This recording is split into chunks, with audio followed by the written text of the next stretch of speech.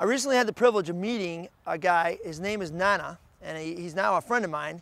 I was in Austria with him, and he was the former king of the Ivory Coast in Africa, one of the Ivory Coast nations in Africa. He ruled over 1 million people. He had drivers driving around in Mercedes-Benz. I saw pictures of him in his kingly robes. He used to be carried on people's shoulders, you know, from place to place. When he went through the villages, he would go, and it was amazing. He told me that he used to keep $1 million of his country's money in the trunk of his car at all times. And then the most terrible thing happened. A political coup happened in his country, and some evil people came in and overran his country's government, including himself as the king. And he and his wife and 2 children fled the country for their lives, ended up in Austria in a refugee camp there. Nana told me that when he first got to the refugee camp, he had all he could do not to kill himself. Because every night he was in so much despair of how far his life had fallen from being the king of this tribe, of these people, to being this refugee living in this camp. And the only thing that kept him alive at the time was his wife and his 2 children.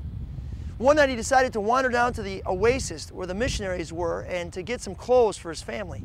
And a couple nights later he stayed for the gospel presentation. He heard the good news of Jesus Christ for the first time in his life.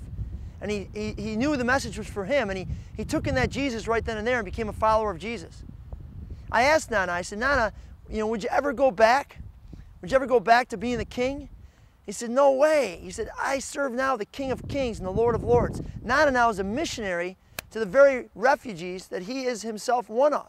And he goes all over the country sharing the good news of Jesus Christ with these refugees who come from other places. And he knows their plight and walks with them.